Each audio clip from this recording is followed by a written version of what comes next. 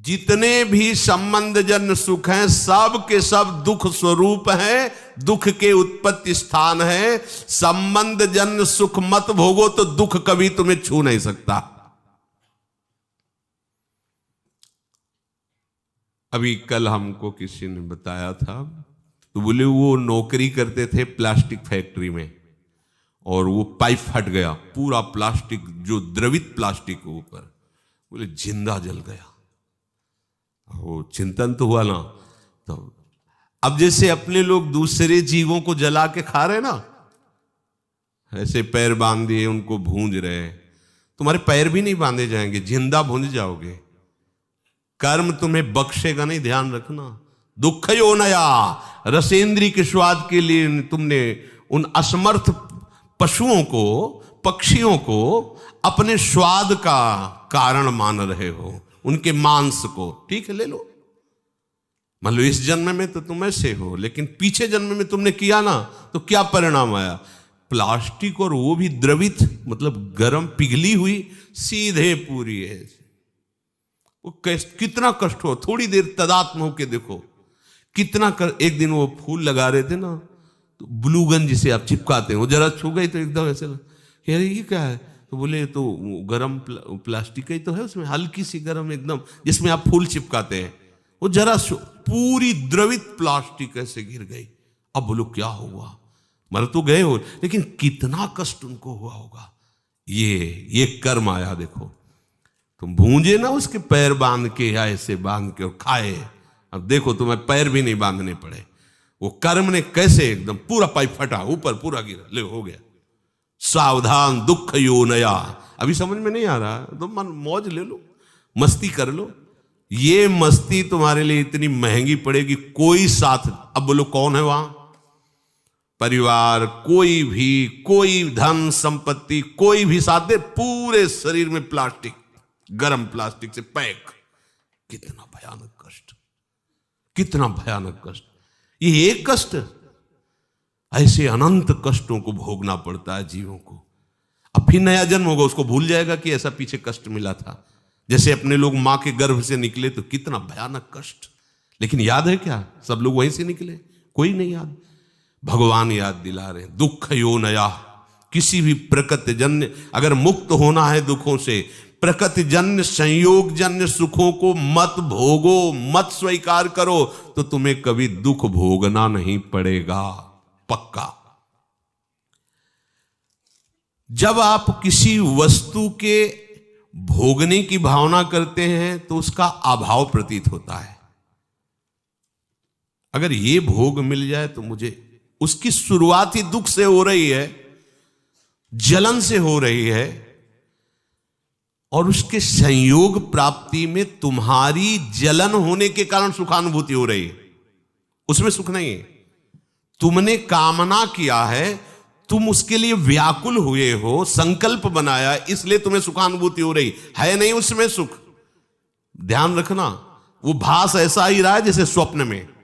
स्वप्न में लग रहा है बहुत अच्छा अच्छा खा रहे, पर पेट भरा क्या? कुछ नहीं। स्वप्न में भी तो सारी क्रियाएं होती, क्या होता है? कुछ होता है क्या? जागृत में ठीक वैसे ही भ्रम है। अगर तुम्हें उस सुखद वस्तु का भावना बने कि सुखद है, तो आपको कभी भी दुख नहीं मिल सकता। पर हम पहले किसी भी वस्तु, आज पूरा प्राणी समुदाय चेष्टा केवल सुख के लिए कर रहा है, केवल सुख के लिए। परिणाम सबको दुख मिल रहा है। जो प्रभु की तरफ चले वो धीरे धीरे दुख से निवृत्त होते हुए परम सुख की तरफ जा रहे हैं। भले आज शरीर दंड भोग रहा है पीछे के कर्म का, लेकिन आगे प्रकाश है, क्योंकि भगवत मार्ग में चल रहा है। वस्तु के अभाव का दुख जितनी जोर का होगा, मिलन में तुम्हें उतनी ही सुखानुभूति होगी। ये ब्रह्म ऋषियों का मनन है। वस्तु के भोग का जितना गाढ़ चिंतन होगा, उतने तुम्हें उस भोग में सुख लगेगा, है नहीं? लगेगा। और जितना तुम उसमें सुख अनुभव करोगे, उससे अनंत गुना बढ़ के तुम्हें दुख मिलेगा। ये सिस्टम है, ये है नियम है, इसीलिए देख लो सब दुखी हैं, सब शांत हैं। भोगी व्यक्ति कभी सुखी नहीं हो सकता, दुखों से बच नहीं सकता, क्योंकि जितने भी भोग है सब दुख योनया, भगवान कह रहे हैं। भगवान के दुखालयम, यहां दुखालयम में तुम सुख भोगना चाहते हो, भगवान कह रहे हैं दुख योनया, हट जाओ, शरीर राग से हट जाओ, केवल जीवन निर्वाह मात्र, धर्म रक्षा के लिए, कर्तव्य पालन के लिए उचित शास्त्रीय विधान के अनुसार भोगों को स्वीकार करो, इसी जन्म में आनंदित हो जाओगे।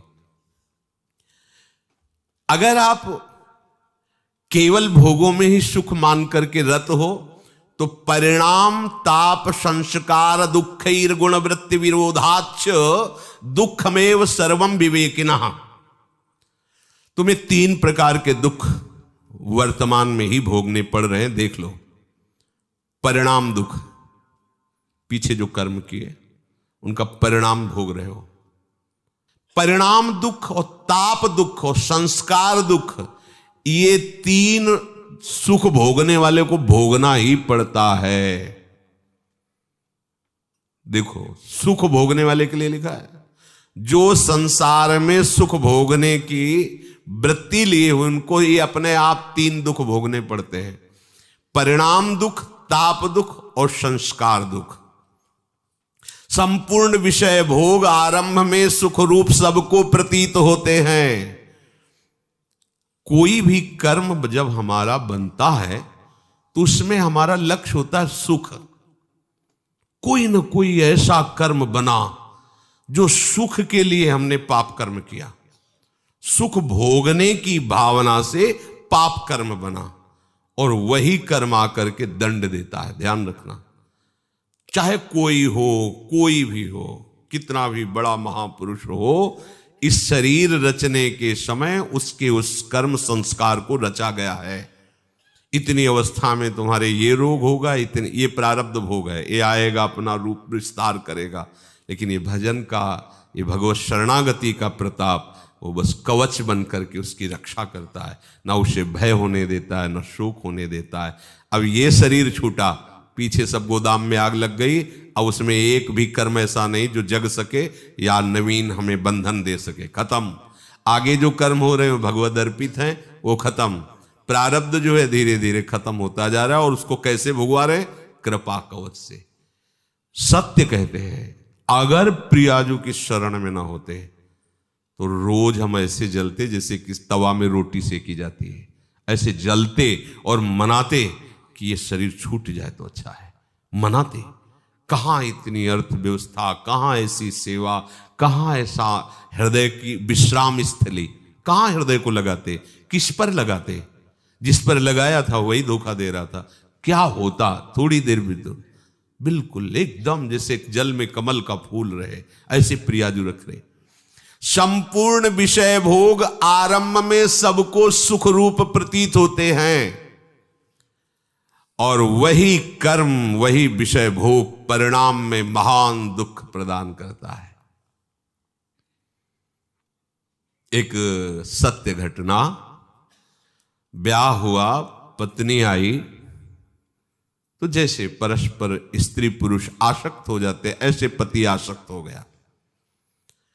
पत्नी का पहले से कोई प्रीतम था, वो जब उनके दृष्टि में ब्याह होने के बाद पुनः आया तो उसने रोकर कहा, हम तो आज तक तुम्हारा ही इंतजार कर रहे हैं और जिएंगे तुम्हारे लिए और मरेंगे तुम्हारे लिए। अब ये तुम सोचो कि तुम्हारा प्यार कैसा है। तो उसने कहा, इस बार हिसाब हो जाएगा, हम मायके आ रहे हैं, वहीं बुलवाएंगे इनको। मायके गए और वहां से फोन किया कि आपके बिना हमारा दिन नहीं कट रहा, माता पिता तुरंत भेजेंगे नहीं, आप 1-2 दिन के लिए आ जाइए। आ गए। वो जो बहुत ज्यादा चिपकती है, नाक मुंह में लगा दिया उसको, फेब्रिक है, और उससे हाँ क्विक क्या, हाँ वही नाक जैसे खवा पिया के लेटा दिया, और मित्र को बुला लिया और नाक में और मुंह में वही भर दी। वो मिनट में एकदम जाम गए। ये सत्य घटना। क्या हुआ, कहां सुख है, किसमें सुख है। अब वो एक अलग जेल में, एक अलग, एक मरा और दोनों अलग अलग जेल में, तीनों का जीवन नष्ट हो गया। क्या हुआ, सुख भोग की लालसा। देखा, अब अगर हम ऐसे ना समझाए तो लगेगा भगवान कह रहे दुख होने आए, ऐसे दुख होने आए। धर्म से चलोगे, भगवत भजन करोगे, धर्म के निर्वाह के लिए विषय स्वीकार करोगे तो आप सदैव सुखी रहोगे, इस लोक में भी और परलोक में। धर्म विरुद्ध आचरण करोगे, सुख भोग के लिए भगवान की आज्ञा का उल्लंघन करोगे तो न यहां सुख पाओगे न वहां सुख पाओगे। लिख लो ये बात, आज भले मुस्कुरा लो, कल मुस्कुराहट में जहर होगा। मान लो बात, ये भगवान की बात है। दुख यो नया, जगह जगह ये सुख की लालसा ऐसा नष्ट कर देती है। मेजर पदवी पर आर्मी में थे, भ्रमण करने से सब, बहुत सुंदर उनका बंगला था, बहुत सुंदर व्यवस्था उनकी थी। कानपुर में सामने मिठाई की दुकान थी, पंजाबी शरीर था उसका, सामने मिठाई की दुकान। अब वो आर्मी के तो 4-4, 5-5 महीने बॉर्डर में ही लगे हुए हैं, तो उसका उससे मित्रता हो गई मिठाई वाले की दुकान से। गेटमैन रहता उसके यहां, पर जब मालकिन का आदेश है तो गेटमैन क्या रोकेगा।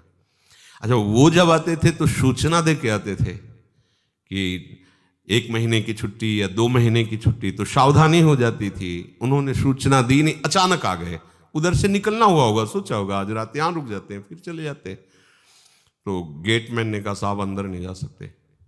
दिमाग खराब, मेरा घर मेरा परिवार, तू कह रहा, बोले मालकिन का आदेश। एक थप्पड़ जमा, मालकिन का आदेश। अब गेटमैन की कितनी ताकत, जैसा सिखाया गया था वैसा, और उसको तो पता नहीं था। वो अंदर जाके तो उसने कहा ऐसा तो हम सोच भी नहीं सकते थे कि आप दोनों थे, दोनों ने मिलकर उसका वो ही मार दिया, आर्मी के मेजर को, और गाड़ दिया वहीं। बड़ा ऐसा मकान, वैसे वो पहुंचा नहीं, वहां सरकारी जांच हुई, कहां से कैसे क्या पता चला। 1 दिन के लिए घर गया था, वहां से फोर्स आया, गेटमैन से पूछा तो उनकी पिटाई एक अलग कोटि की होती है। वो 1 मिनट में बताया, हाँ साहब आए थे, अंदर जाते देखा, बाहर निकलते नहीं देखा। अंदर से जब पिटाई शुरू हुई अंदर वालों की, तो उन्होंने बता दिया तुम्हें मेजर साहब गड़े हुए हैं। क्या हुआ, भयंकर, तीनों को कष्ट। एक को पत्नी के राग में मृत्यु दंड मिला, मार दिया ना दोनों ने मिलकर, और दोनों को ऐसे सरकारी आदमी के मारने के लिए उनको दोनों को सजा मिली। क्या सुख, दुख यो नया। और ये कार्य कैसे हुआ था, सुख भोगने के लिए। जितना भी आप धर्म रहित आचरण करेंगे कहीं भी त्रिकाल में, ये तो ब्याज हुआ उस कर्म का। परिणाम जो आएगा वो तो आगे मिलेगा। बड़ी जेल है नरक, ये छोटी जेल है यहाँ की। यहाँ जो डंडा चलते हैं, फांसी मिलती या और जो भी कष्ट, ये ऐसा मान लो कि ब्याज मिलता है, और मूल हिसाब तो आपको बड़ी नरक में मिलेगा, जो यमराज के दरबार की, यहाँ के जेलर यमराज है, वहां जो मिलता है। वहां ऐसा नहीं होता कि 10-5 कोड़े मार दो या 10-5 साल की जेल दे दो। एक एक कष्ट को कल्प कल्प तक भोगने के लिए दंड दे दिया जाता है। अब जीव है, वहां मरना तो है नहीं, यातना देह में पड़ा भोगता रहता है। दुख यो नया भगवान के वचन है, इसलिए ये परिणाम दुख है। धर्म विरुद्ध आचरण, भागवती आदेश के विरुद्ध आचरण करोगे, कभी भी कहीं भी सुखी नहीं हो सकते, चाहे जितना दान पुण्य कर लो। दान पुण्य एक अलग कर्म हो गया और वो पाप कर्म एक अलग कर। अगर कट सकता है तो एक ही काट सकते हैं, वो केवल भगवान है। मामे वे प्रपद्यन्ते माया में ताम, वो कह रहे हैं हम त्वाम सर्व पापेभ्यो मोक्षयिष्यामि मा शुचा। दूसरे व्यक्तियों के पास अपने से अधिक भोग देखने से या इच्छानुसार भोग भोगने की इच्छा से, भीतर में जो भोगों की इच्छा है पर शरीर में सामर्थ्य नहीं, किन्हीं कारणों से, या जिससे हम अपना प्रेम संबंध स्थापित किए हैं वो हमसे प्यार ना करके और से, इन सब कारणों से एक ताप हृदय में पैदा होता है, जलन। जिसको कहते हैं हम डिप्रेशन में जा रहे हैं। प्रभु को नहीं पकड़ा है तो डिप्रेशन में नहीं जाओगे और कहाँ जाओगे? अभी तो कम डिप्रेशन है, ऐसी जगह भेजे जाओगे जहाँ डिप्रेशन है, वहां कहीं शांति नहीं, एक क्षण के लिए भी शांति नहीं। आओ ऐसी जगह में जितनी गलतियां होंगी सब क्षमा हो जाएंगी। बहुत करुणा में सरकार है, अति उदार भी सुंदर। मान लो, इनकी शरण में हो जाओ, दुख से बचने के लिए शरण में हो जाओ। भगवत प्राप्ति, परमानंद और प्रेम, ये तो सब आगे की बातें। इन दंडों से बचने के लिए हो जाओ कि ये राष्ट्रपति हैं, जैसे न्यायालय से पास हो गया कि अब इसे फांसी मिलेगी, राष्ट्रपति माफ कर सकता है। अहम त्वाम सर्व पापेभ्यो, आओ तुम सर्वधर्मान परित्यज्य मां में खुला दरबार है श्री कृष्ण का। कह रहे आ जाओ, माफ कर दूं। अरे चल पड़ो ना, काहे को पीछे लौट रहे हो? पीछे लौटोगे हर जगह धोखा ही धोखा है। पाए जान जगत में सब जन कपटी कुटिल कलयुगी टंचु। ये ताप होता, जलते रहते हैं। कौन कौन सा? अपने से अधिक भोग देखकर हृदय जलना, इच्छानुसार भोग ना मिलना। इच्छानुसार भोग है पर भोगने के सामर्थ्य, बड़े लीला बिहारी। जब भूख थी तब भोजन ले, जब भोजन है तो भूख ले। लीवर खराब, ये खराब, वो खराब। जब लीवर काम कर रहा था तो रोटी ले मिल रही थी, और जब रोटी की व्यवस्था होगी तो लीवर काम नहीं कर रहा। ऐसा उसका खेल लीला विचित्र है। जलो जलो बैठो। जब भोग सामग्री नहीं थी तब भोग सामर्थ्य थी, और जब भोग सामग्री आई तो भोग सामर्थ्य खो गई। जल बैठे देख देख भोगों को और जलता रहे पूरा संसार। अब चाहे जितनी दवाइयां खा ले, बड़ा विचित्र खेल, बड़ी सूक्ष्मता से मारा जा रहा है, वो समझ ही नहीं पा रहा है। भोग भोगने की सामर्थ्य नहीं, पर भोग इकट्ठा है, जल रहा है। अब भोग की सामर्थ्य है पर दूसरे के पास वो भोग है नहीं, उसके पास वो देख देख के जल रहा है। और भोग है और भोग भोगने की सामर्थ्य भी है, पर भय लगा हुआ है कहीं तीसरा छीन ना ले, ये जल रहा है। कह रहे कि ये ताप दुख किसी को नहीं बख्शता। परिणाम दुख पहला, और ये दूसरा ताप। अधिकतर इसी ताप दुख से जल रहे हैं। और तीसरा है संस्कार दुख।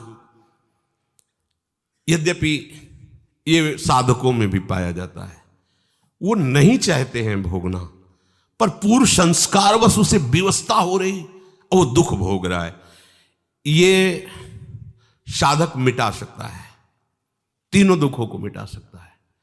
भगवद आश्रित होकर विवेक के द्वारा परिणाम दुख को भोग करके निपटा देगा। जैसा भी परिणाम आया है हमारे ही कर्म का परिणाम है, पर हम प्रभु की शरण में उनकी स्मृति के बल से, उनके आश्रय के बल से इस दुख को सह सकते हैं, परिणाम दुख को। और ताप वाला दुख इसलिए नहीं होता उपासक को, क्योंकि उपासक का लक्ष्य परमात्मा प्राप्ति है। वो इस सब पचड़े को पहले ही त्यागने की चेष्टा में रत है। संस्कार दुख होता है, जैसे पूर्व का संस्कार है अधिक कामी होना, अधिक क्रोधी होना, जिन कारणों से हमें भगवत प्राप्ति नहीं हुई, वो कारण हमारे अंदर विराजमान संस्कार, वो हमको बार बार खींचते हैं, पर हम भ्रष्ट नहीं होते। उपासक उनसे लड़ता है, उपासक उसको समझता है ये हमारी कमी भगवत प्राप्ति नहीं होने दी, अब ये कमी हम रहने नहीं देंगे। प्रयासरत रहता है, फिसल भी जाए तो भी प्रयासरत रहता है। वो इस संस्कार दुख को मिटा देता है, तभी तो जीवन मुक्त होता है। ये तीन प्रकार के दुख बख्शते नहीं है किसी को भी, यदि आप भगवत प्राप्ति के मार्ग पर आरूढ़ नहीं हुए तो। बड़ा दुख में जीवन है, ये समझ नहीं पा रहे अपने लोग। अरे कब तक चैन से जियोगे? मरना है भाई, फिर नया शरीर मिलना है। और क्या क्या दशा होती है शरीरों की, क्या क्या, किस पर विश्वास करें? जब समाज की तरफ देखो तो लगता है किस पर विश्वास करें, किस पर? जो हमारे विश्वसनीय वही विश्वासघात कर रहे हैं, जिनको हमने जीवन दे दिया वही हमारा जीवन लेने के लिए तैयार, वही हमारे नहीं, बिल्कुल असहाय असमर्थ संसार में दिखाई दे रहा है। सोचो, किसी भी संबंध को सोचो, कहीं भी पवित्रता, कहीं भी विश्वास जिसके कारण हम जीवित है, वो रह नहीं रहा है, धीरे धीरे सब जा रहा है। बूढ़े माता पिता है, पुत्र सोचता है मरे तो प्रॉपर्टी आवे, कैसे मरे, कहां कहां कितना कितना वर्णन करे इस माया के स्वरूप का। एकमात्र भगवान की शरण ही तुम्हें बचा सकती है। कोई तुम्हारा नहीं, मान लीजिए कोई तुम्हारा, साहब छल कपट का चरित्र माया का भरा हुआ है। अगर आप थोड़ा भी भजन करेंगे तो आपको समझ में आने लगेगा, और भजन नहीं करोगे तो ये सुनने के बाद वहीं रति होगी, विरति नहीं हो सकती, वैराग्य नहीं हो सकता। यही भगवान की माया है।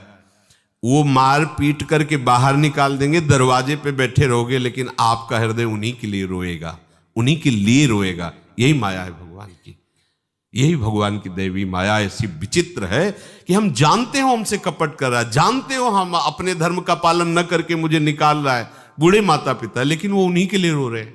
अगर उनसे कहें चलो उनको डांटते, उनको दंड देते, तो कहेंगे नहीं, हम कष्ट सह लेंगे, पर हम यहीं दरवाजे पे बैठे, ये मकान मेरा बनाया हुआ है, हम वो मकान कैसे बेच दें? बाप दादा का पूरा जीवन लगाकर हमने उसको बनाया है। ये भगवान की विचित्र माया ऐसी ऐसी दुर्गति की हुई कि वो जान रहा है फिर भी ले निकल पा रहा है। इसलिए भाई हरिशरणम भगवान की शरण होकर